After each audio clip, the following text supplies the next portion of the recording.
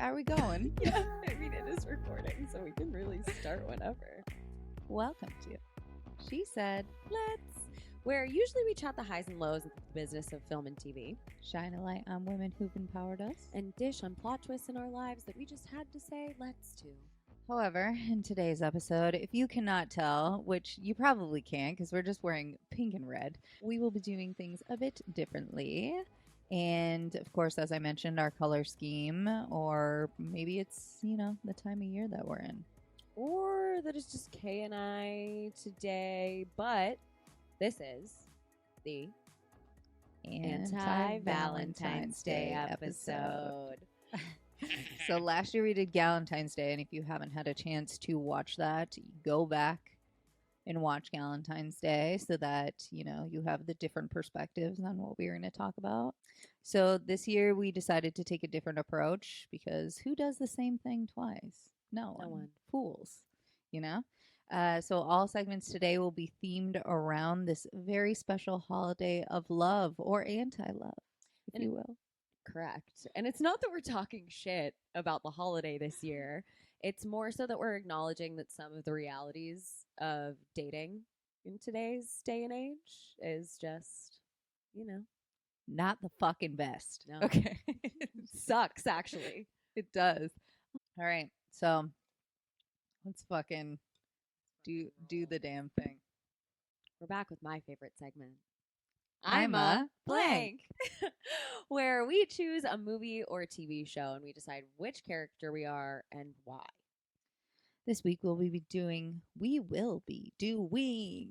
the rom-com classic. He is just not that into you. You can't stream this anywhere, but you can watch it on YouTube TV, correct, Hannah? Correct. Yes. If you have a YouTube TV account, you can watch it on YouTube TV. Yeah. So for all of the 1 out of 100 of you that have this account, you can do it. But pretty much everyone in the land has seen this movie. So it reminds me of the New Year's type of movies, like we were talking about for New Year's, where like it's a bunch of different, people that all end up kind of connecting in some way by the end of it. Yeah. You know what I mean? Everybody is intertwined. Yeah. Weirdly throughout it. Mm-hmm. But it is a group of 20 and 30 somethings who are all, I mean, like we just said, intertwined in some way, navigating dating in the early 2000s. This is based off of a book with the same name, and it's a bit of a like how-to on knowing if a guy does or doesn't like you. So, Kay, I can probably guess who you are, but you gonna tell the listeners? Well, I was originally going to pick Justin Long's character because I think that I am definitely the person who tells people and like gets vibes off people and can read people really well. And I think Justin knows that from the body language that he sees from certain guys and in the text and like the things that they say. He can tell like if the people like them or not. However, as I started to rewatch this, I realized that I was exactly like Anna, which is Scarlett Johansson's character. And let's just state the obvious. Married men, they love me. They love me for some reason. People who are engaged, they also love me. People who are in relationships, they also love me. Guess who doesn't fucking like me? Single people, okay? They don't like me. I don't know why. There's something about me that just only taken people. They love me. But they love me in like a very lustful way, which is not really ideal a lot of the time. But it does make me feel very important and yearned for. There's also a bit of danger that goes around it, I think. Well, because it's like sneaking about. It's like doing something you're not supposed to be doing, obviously. And of course, yeah, I feel bad. I'm not saying that I've been in like a bunch of these relationships or anything, but I do think in my 20s, I was more willing to maybe think about it, I guess you would say.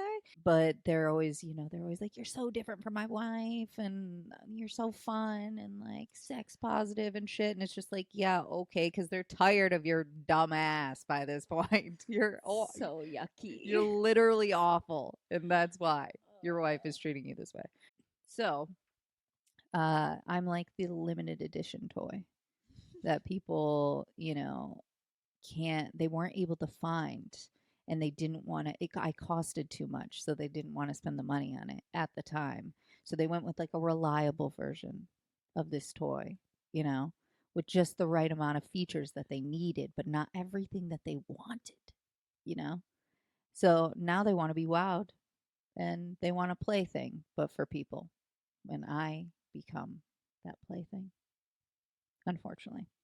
So, also, a lot of people tell me that I have a similar deep voice to Scarlett Johansson. So, Mm-hmm. this is beyond Mm-hmm. just even the character, I would say, in that it is sensual. And also, she has great tits, and so do I, if you have not noticed.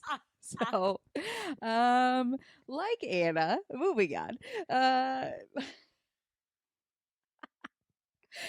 Like Anna, Bro, I I can't. I have kept some nice guys around over the years. Ones that, will just talk to me when I'm lonely and I like want some attention, but I would never ever ever hook up with these people. Okay? I just, I'll let them buy me things. I'll let them take care of me like a brother or a dad would, kind of dealio. But in actuality, they want to sleep with me. And I know that. But, you know, I absolutely don't do that for them, unfortunately. So, and that is what Scarlett does to Kevin Connolly's character, who is also E on Entourage. But by the end of the movie, Anna says that she's traveling Europe and she's like finding herself, and it shows her like getting into her old hobbies, like singing and open mics and stuff like this. Things that maybe she used to love before she got wrapped up into just being a desired human being. And it felt like a rebirth of the character for me at the end, that she ends up alone and she literally says, I have no interest in dating right now. I'm just like finding myself and whatever. And I've been doing that for many years now. That's true. You are Anna. The more that I'm hearing you talk about being Anna, I think I wrote down that I'm like a Gigi kind of mixed with a Beth, but now I think I'm a Gigi mixed with an Anna character minus like no, actually, oh my god, it is. I am Gigi mixed with Anna rather than Gigi with Beth because I'm not in a long term relationship and I haven't been. Yeah, but it's about the character, not the scenario that the character is in I necessarily. know. I feel like So why don't you Gigi, explain why? yeah, for Gigi, I wrote her down because I feel like she's gone through so many different things and she constantly gets either ghosted or left in these situations where she doesn't know why nothing is moving forward. Yeah, she's Where, very delusional, which is what you are. correct. Yeah, yeah, we're both delusional.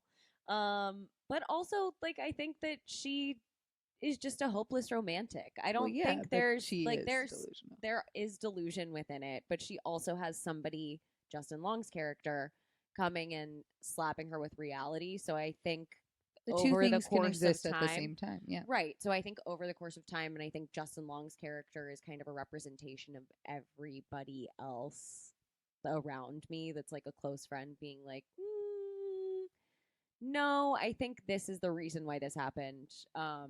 And they're just explaining things. So I feel like, okay, so maybe I'm just Gigi. But I think there are certain parts of other characters that I also relate to. But I think as a whole, I'm I'm Gigi. I'm Jennifer Goodwin. That's who I thought you were. Yeah, yeah. Without Well, even knowing. stay Delulu until it becomes to true.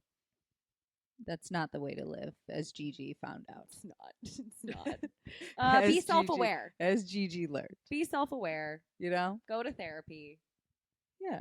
Let's get a Justin Long. Yeah, get a Justin Long character in your Yeah. life to tell you how it is. Well, and just like the fucking New Year's, when we were doing this for New Year's, we were going through the list of people who were in this movie. This is an all-star cast once again. I know. Ben Affleck, Jennifer Connelly, Jennifer Aniston, Bradley Cooper, which does not look very good in this movie. It was I would like say. baby Bradley Cooper. I hate his hair. Looked like someone. I know. I wasn't pissed a on fan him. of his hair. He had the like spiky. oh my god, what was it called? The frosted tips. Yeah, but they were He had like frosted tips, but they were it was burnt. like, They were yeah, burnt umber or something. yeah. Scarlett Johansson, Drew Barrymore, Kevin Connolly, Busy Phillips, even. I was in honestly, this. I forgot Drew Barrymore was in it until she came on screen, and I was I like, oh my know. god, I know. I kind of forgot this too. yeah. And on and on. So Was Demi Moore? Was that the? Oh my god, what is her name? I The said her name, Jennifer Connelly. Yeah. Oh yeah, that's right, because Kevin Connolly as well. Yeah. There's Yeah, just a lot of there's a repeat lot. Wow, names, yeah. you know? Ah, okay. Well, as any listener of the pod knows, we love a game. We love a game. So today we're going to do a spin on our segment. Let's Plot it out. Where this time we're going to plot out our nightmare dates. But plot list. Plot twist. List out, plot list. Plot twist for each other. So, Kay is going to tell you what my worst date experience would be like, from who the worst suitor would be, to them talking about doing some of my icks, to the worst activities or places I would hate to go on a date, etc. And I'm going to be doing the same thing for her. So, would you like to start, or would No, you like you're me to going start? first. Okay. So, I think suitor wise, like flowers, not a fan of flowers. If you bring her flowers, she'll be like, she'll be nice about it, but she'll be like, oh, get her like chocolates or something sweet. She loves a I sweet hate treat. chocolate. A sweet treat, or like a sour gummy treat. Sour gummy treat. Sorry, my bad. Not chocolate. Sour gummy treat. Don't get this bitch chocolate either. Then Give me some fucking shoes. Give me or a bag. Or a bag. Just, you know. Um she would hate a boring first date, like dinner and a movie. No. Horrifying. That's also like the worst kind of first date. Like a fun activity. If you were to take her to like an arcade with snacks, I'm thinking like a Dave and Buster situation. Or Yeah, well, we know I love Dave and Buster's. I know. Well, we've been to Dave and Buster's before. She loves a competition, like a good friendly competition, or just like a fun activity where you can go and do something, something that like gets the mind moving, where you're interacting, an interactive moment. I feel like even an interactive museum you would love. Yeah, for a date, or also escape room moment. I feel like she would love an escape room date. So that would be the good thing. But yeah, don't do a boring first date. Like walk on the beach, not going to be suitable for her. She would hate that actually more than anything in the world. Also, you got to dress well. If you show up in like khakis and a hoodie, oh, look at that face. Khakis. Look at that. Who is selling these things? Okay, khakis. In like I'm talking like a thick one to a thick leg. Get out of here. Get out of the city. Yeah. You know also, what I mean? if the suitor is a male suitor, you can't be like a fucking gym rat buff. You got to be like tall, scrawny, like more on the femme side. And then if you're a female, you got to look like her. Like aesthetically, fashion, great, just like pretty, you got to look like her, resemblance wise. Otherwise, she's just not going to even give you the time of day. Truly. Oh.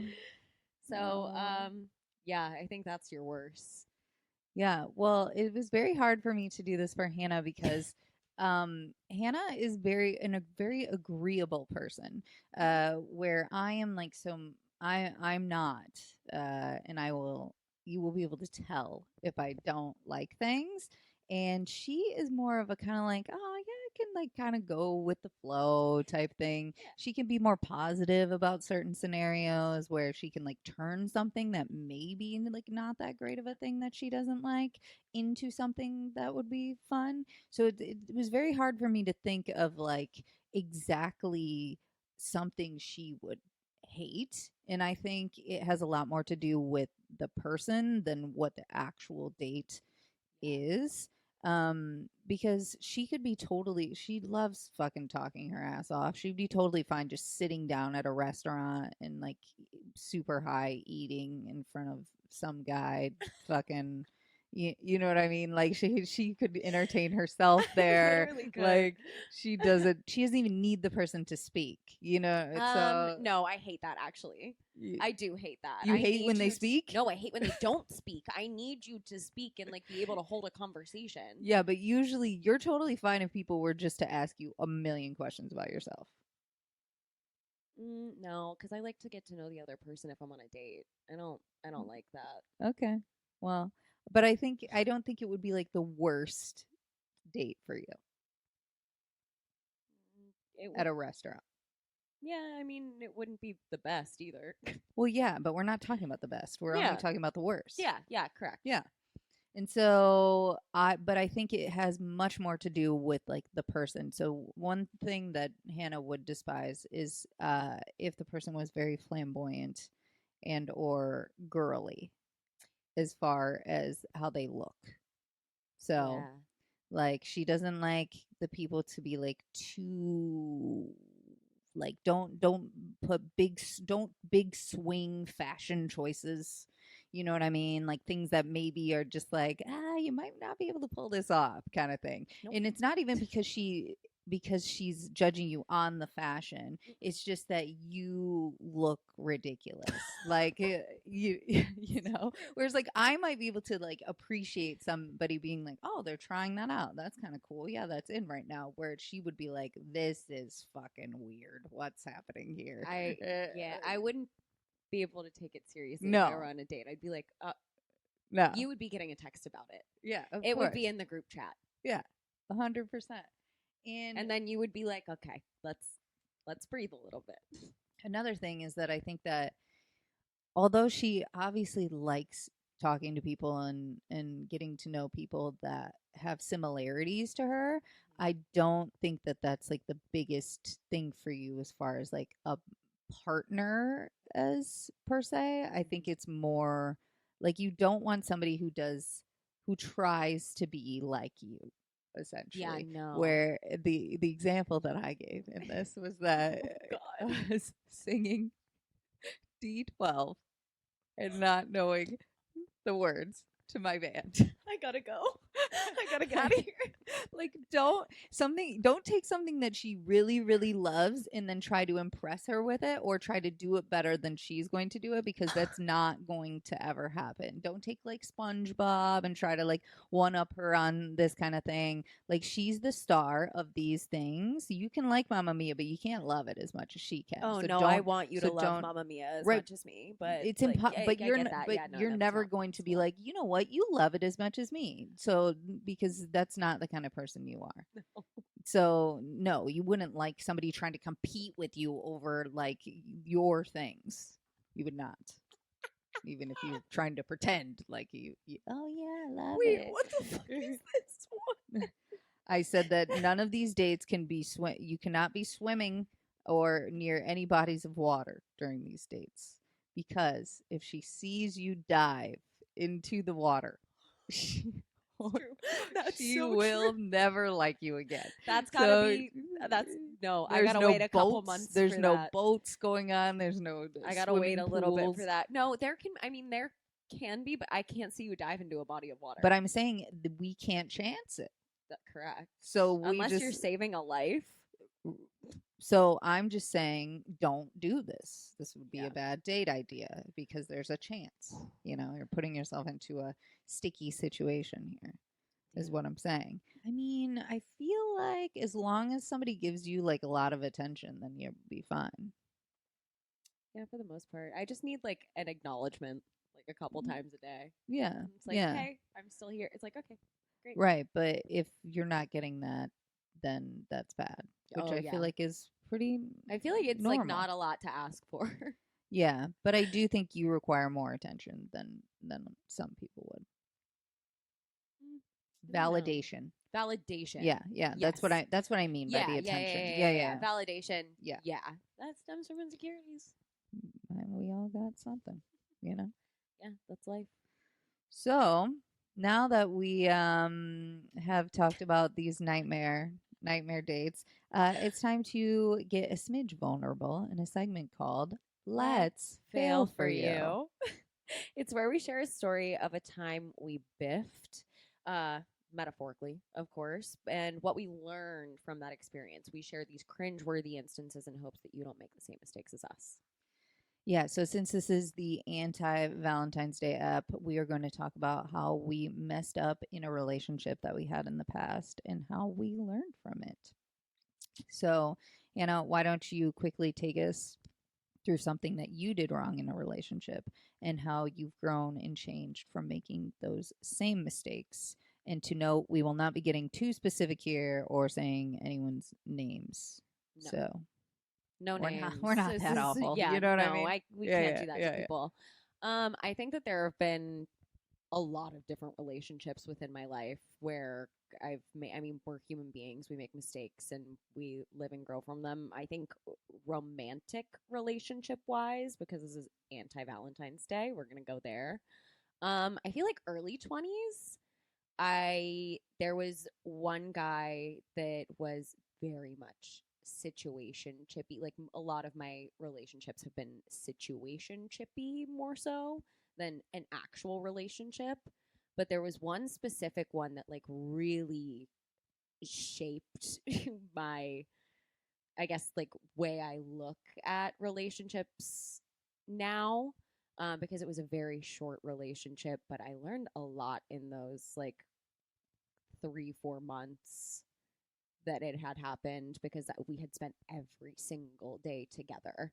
And Mariah was there through it all with me, so she saw me go through all the ups and downs of this. But I think I let myself get so attached within that relationship too quickly without actually defining it that it really like altered my brain chemistry of like, oh, because it hurt me so bad whenever I found out he was also like hooking up with like who knows how many other people, and that it wasn't an exclusive thing, even though it was one of those things that was like, oh no, this is it, I'm only seeing you. That's, oh, you're lying. That's okay, just be honest, just be You're honest. a liar. But I think you're a liar. You're a liar. What I think I learned from that though was just to be more open and honest and upfront in relationships with like how you're feeling and really wanting to solidify. Like if you want to solidify something, say that. And if it works out, great. If it doesn't work out, then so be it and move on from it. But I think it also helped within the healing process because I took so much time. I was single for so long after that. That's what happens. I know, and that's like that's how you heal and you grow. But I stayed single to kind of learn more about myself, and then I dipped into another situationship a couple years later, and Kay was there throughout all that shit, and that one shaped my like mid 20s. And Ari has joined us now and wanting to talk about it. But that was kind of another similar situation. He's coming. Where is he going? Oh, Oh, oh, Ari, make an appearance, you bastard. come. Come.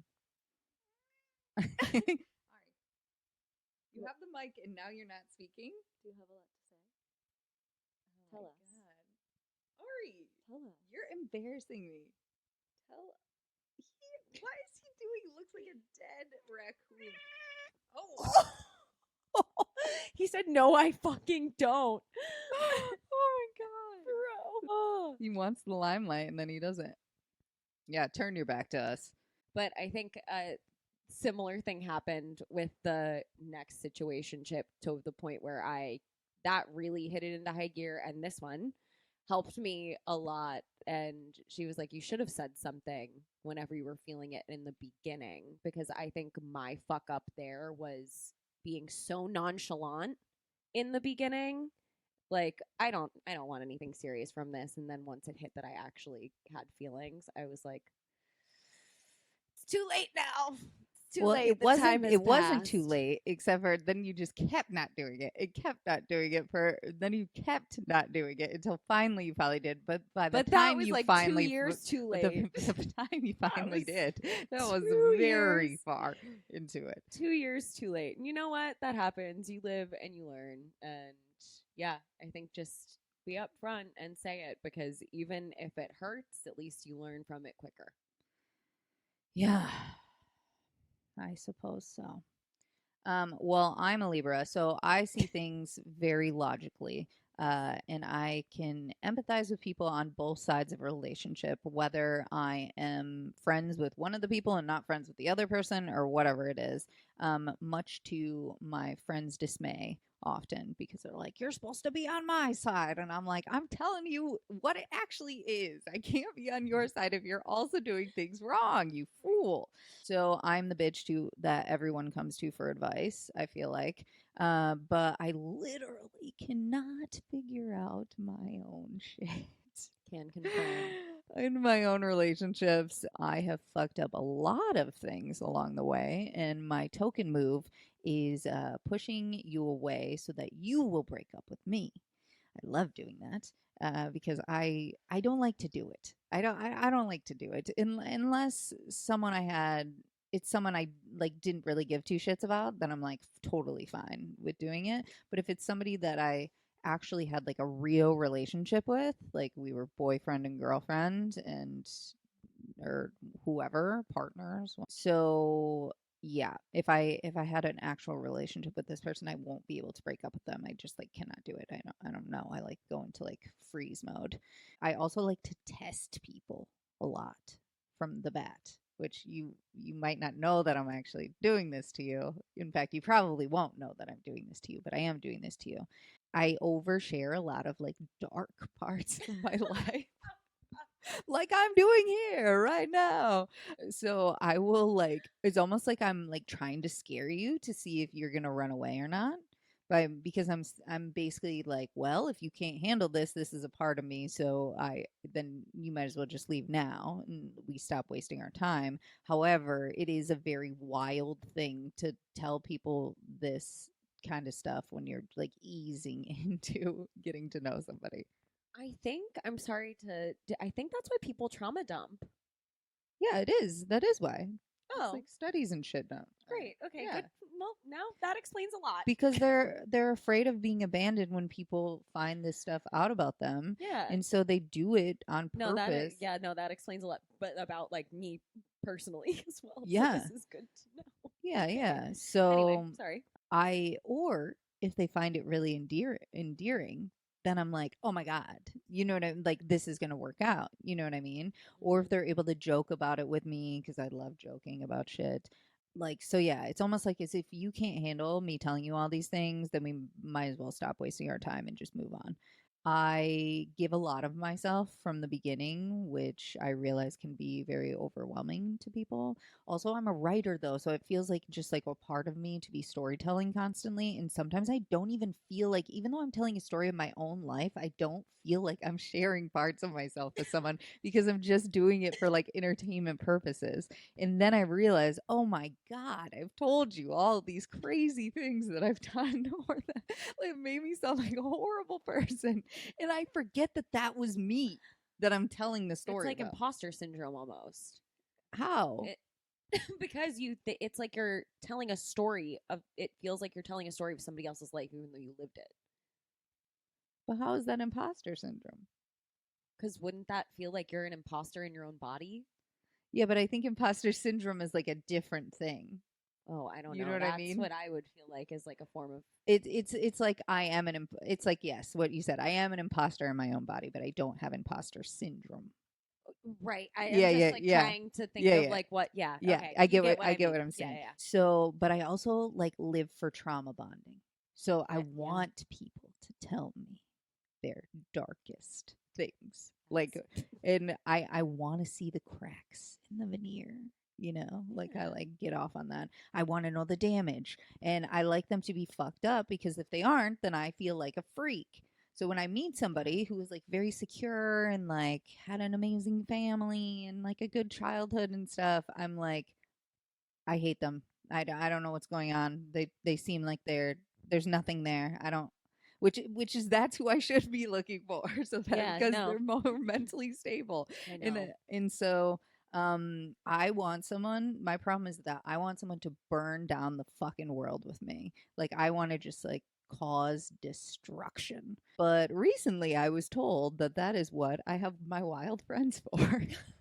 Like Hannah or Braxton, or like I want a fire sign so bad because I love them so much and they're the perfect partner to me, but they're the perfect partner to have fun with me and also be like the wildest version of myself, which is not always the best version, Yeah. you know? So I know what I want, but what I need actually is more of like an earth sign That's what I need more of. or like even a water sign who can help me like tap into my emotions more that I avoid or can level me out. I want fun and madness and obsession and passion and all of these things, but I need stability and someone to level me out and comfort me and navigation through like my wacky brain that's always like playing tricks on me and telling me that I'm fucking awful.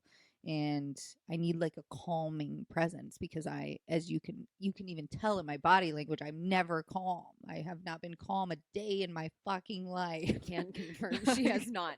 She's always panicking about something. I walk into her house. She's like, Hannah, what am I going to do? I'm like, what now? What now?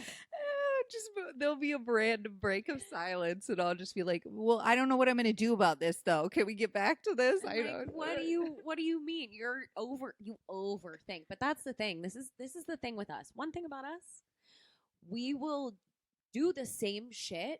Neither of us know how to like internally do it ourselves, so we go to the other person even though we're both just as mentally unstable as the other. But you It's can the blind leading the blind. But you can see it from a different way when you know what I can, mean? right? Like you're Yeah, able to it's see almost it like on the it's an outside. unbiased opinion with well, kind of an unbiased opinion because Well, it's in yeah. you're on the outside looking in. Yeah, yeah. Yeah. But I'm still gonna be like, fuck him. he's even if I'm like, well, Hannah, you could have done this better, but also fuck that guy. fuck him. You know, you don't need to share these parts of yourself so No. quickly. Okay, don't do what I do. Don't have a podcast. don't Have a podcast and don't be honest on here. spill everything. No. He won't listen to it anyways. No one's gonna listen to this that ever will want to be with me. So Yeah, it's fine. I don't think any of my exes are actually listening to this. So, They don't give a fuck about us. If you are, you're right. They don't. So they don't care if about you us are because listening, they're bad people. They're what's bad up, guys. They're bad men. You know. Yeah. All right, moving on. On to the next. Okay, so we're back with another one of my favorite segments called How Did We Get Here? We're going to take a scenario, occupation, inciting incident, etc., from a TV show or film and imagine what it would be like if we were the characters. How to Be Single is about Alice, who takes what she thinks is a break from her long-term boyfriend and goes out into the world of New York City to navigate the choppy waters of being single and dating. She meets some friends along the way who teach her just how to be alone. I think I mentioned this before, but I am notoriously single. I wonder why, from what I've told you thus far. And I am often that friend who teaches others just how to be happy doing it, being single, that is. However, if I am putting myself into Alice's shoes, played by Dakota Fanning, Dakota Johnson, definitely not Dakota Fanning. They're very different looking people. And I was coming off of a 4-year relationship with Nicholas Braun, which I wouldn't be breaking up with him anyways. I love him. I know. I wouldn't be ending a relationship with Nicholas Braun. No, I love him. How would I navigate first being single? What was I saying? Me neither. Okay, so this is kind of an easy one for me actually because this was kind of my life. Do I still have a wristband on? Oh, thank God, that's my tattoo. I was like, what is this? Jesus. Never seen it. Been there for over a decade. Okay, so this is kind of an easy one for me because this was kind of my life. Different, but the same. So I met this boy my sophomore year of college. And I was in a pretty dark place after a previous relationship, which was one of my first, like, after high school. relationships, I would say, which I definitely ruined that by self-destructing, which is a thing that I love to do. So I met this hot guy, and my friends happened to work with him at a place called Craig's Cruisers. What is this place? What was this It was place? like, where you play like putt-putt golf, and there's like like yeah, go-karts and like an arcade inside, like a fun zone. Wow, thing. no wonder why I always want to go on these fucking dates to these places. It's all coming back. It's all coming back around. You never forget your first love. So now I wanted to date somebody who worked here, apparently. Cool. Well, my friends did work here, and we used to just go there and like play games for free and stuff. It was so fun. Oh, I hell yeah. fucking love that place. Anyway, so we had like a whirlwind kind of romance that involved us always having to go to his dad's house, which was like an hour away. Like he like worked in Holland, Michigan, and lived with like his sister. And by the way, they were like so religious. So like even if I wanted to, like, he had a basement that was, or he had a bedroom that was in the basement. So if I wanted to like go down there and like watch a movie or something, his sister was always like, "This is inappropriate," and whatever. Because yeah, I was getting fingered in this basement as well, as I spoke about on a different episode. That was this basement. That was one of the many basements I've been fingered in. Oh my God. So anyways, so we would go to his dad's house because his dad like didn't give a shit if I like stayed there or anything. And it was they lived on a farm, and which was not my thing at all. Two completely different reactions. I'm like, she goes, love. And you're like, oh God. I'm like, so, but one of the things that I have always loved is I love playing house. House is one of my favorite games, and it's because I grew up with two parents who fucking hated each other, and they never lived together when I was around, so I never saw house being played in front of me. I never had like a mom and a dad like having dinners together. I never even really like ate with my parents. Like I just never got to play house. And so by going to this farmhouse, and his dad was always at like the casino too. He'd always like go away and stay at the casino.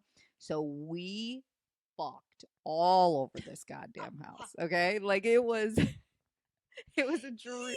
Yeah. It was a dream for like an early 20s, like kid in college. Honestly, that's like, so true. Literally pool table, fucking in the fields, on the farm, as fucking on quads, fucking in the barn. Yeah, everywhere, all over the goddamn house. We could go wherever. It was amazing. It was like basically our house. You know what I mean? You were playing. You were playing house. I was playing house. And if we are being 100% honest here, this man's instrument, pristine. Oh, that's what why. Are we talking? That's why this was. Well, let's just say this. I used to call him porn star Dick. Oh, all right. It was a bit of a crook. Oh, a bit of a crook that I did not appreciate. It was not a crook in the right direction. It was a crook to the side. Oh, what? Everybody, you all know. You know. Limping one way. Limping. Boy, yeah. That was great. However, he was a very toxic individual. He's very jealous. He made me feel horrible about myself, about wanting to wear like makeup or dress up, or he just like couldn't understand why I wasn't like normal girls. And by normal, he meant like basic as fuck. Like literally just wanted to be like a housewife and like wore ugly fucking clothes from Old Navy still, and I don't fucking know, just like boring shit. And so he wanted me to quit college even. I was way fucking smarter than him. And he wanted me to just marry him and like live on the farm and be a farmer's wife, which if y'all know anything about me, that would be my worst nightmare, actually, is fucking doing this. So I went away to the University of London for a semester while we were dating, and my entire life changed. I saw the possibilities for my future that I had never seen before just living in Michigan. I saw how he had been holding me back. He really did fuck up my entire trip there, to be completely honest, because we were trying to communicate and it was on opposite time zones, and I would literally be up until like 3 and 4 in the morning, like after I got back from the bar, like making almost like called dates with him and shit, and like I didn't really have anywhere to go to talk to him, and if my internet was bad or if I was too tired and I wasn't engaging too much, he'd just be like, this is unfair to me, and like all this fucking shit.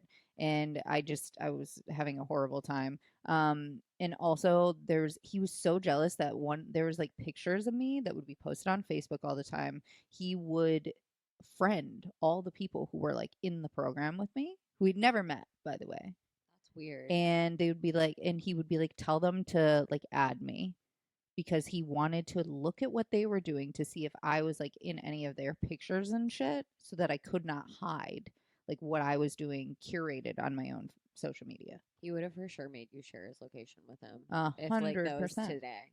I know. And then even there was like this picture where we're all in a Sorry. bus. We're like sitting in a bus and our knees are kind of like in the aisle. And this one guy's knee is like veering towards my knee. And literally, I get like a call about it being like, you're fucking this guy. And I can't believe you would do this to me and all this shit. The dude's knee is like not even touching my knee, but like almost touching my knee. And I was accused. All of a sudden, we're fucking. Like, That is insane behavior. it was literally the worst, and it broke me down like so much that I started to like actually believe that I was like a horrible person and that I did want like attention from people, and that's what I was doing, and that I shouldn't be this way. And it was like very, I mean, after you get like mentally abused for a certain amount of time, Yeah. your brain kind of changes, and it was a long time. I won't go into what I did to make him break up with me, but I did make him break up with me because I couldn't do it. But I will say that being single again for me was very difficult, especially because I was during a time I got arrested very shortly after I was single from him, and then I got an ankle tether on because I violated my probation. So that forced me to like rethink my entire life. I was like at a very low point. I had just like lost this person who I thought that I loved and that I was possibly going to marry one day, even though it was a very bad situation. I'm glad that that happened. But now I was like fucking up my schooling and all of these things for my future. And I remember I just dug in headfirst into like learning again and like concentrating on actually doing really well in school, and figuring out who I was, similar to when we talked about Anna earlier. And without needing someone to, I guess, love me, if you will. So it was after that that I wrote the blog that got me several job offers before I graduated, which then led to me running the social media there and the marketing for the company that I ended up working for. And I don't think I would have ever taken that job in Chicago if I would have still been with this person. It took me essentially being on house arrest to stay single. Let's say that. With an ankle tether on. So that was me as Dakota Johnson. See, I mine's like kind of similar but different in a sense because it's like it starts with my high school relationship. So like if I were Dakota Johnson in this sense, we'll go with I was in a relationship in high school on and off from like my freshman year up until my senior year. So 4 year on and off relationship. And I ended that one. So that was I'm leaning back with you. oh, okay. Cozy story time. So my high school relationship, 4 years long, I ended it, and that was an interesting ending because that was like, it was also I was so young, and I didn't know how to properly, I guess, end a relationship. So I mean, I was just honest, and I was like, I don't have feelings for you anymore. It's just gone away. Anyway, that ended, stayed single for a while, moved out to LA, and then I got into the relationship that was mentioned previously in this episode. That was only a few months long, but it quite literally altered my brain chemistry because that was the first person that I had real feelings for in 4 years, probably 3, 4 years at that point. And ending whenever that relationship ended, I during that relationship, I was out drinking all the time. So it was very toxic. It was very unhealthy. I was out from like 7 p.m. to 5 a.m. and then I would go into work at 7 a.m. and work my Heard shift that. and then do the whole entire thing over and over again every single day of the week. You could do that when you were that young, but yeah, not anymore. And I think back and I'm like, holy fuck, that had deteriorating. I don't know how I survived because I couldn't do that. No way in hell. I can't even do a full 24 hours, really. That's so hard. Once that relationship ended, I just like continued to go out for a while, and it got to the point where I was like, this is so unhealthy. And so you were being a bad kind of single. Oh yeah, I was being a horrible kind of single. I was out and about wrecking it up on the town, just like being toxic to myself. But really just deteriorating my body and not allowing myself to heal properly. I was just ignoring it and drowning myself in my own feelings and my thoughts and trying to brush everything to the side rather than actually healing. So kind of like what Alice did in like once she started to go through it. Then after that, I took a break from everything. I didn't go out. I didn't really see people. I just focused on like myself and work. I didn't date anybody. I was off all of the apps for probably a good like year and a half, 2 years. I think year for like drinking, but like year and a half, probably 2, 3 years for dating at that point until the next situationship came along. And then, yeah. So I think that's how you were single. You had to remove yourself from everything. Exactly. Like it was kind of like mine in that we both had to get to a very dark place in order to then shut off everything and come back to the light. Yeah. And I think now, I mean, that also teaches you, like now I also just went through a breakup at the end of last year. And I think the difference between seeing how I've healed from this one compared to the previous ones. Well, this one was so short. It was like a blip.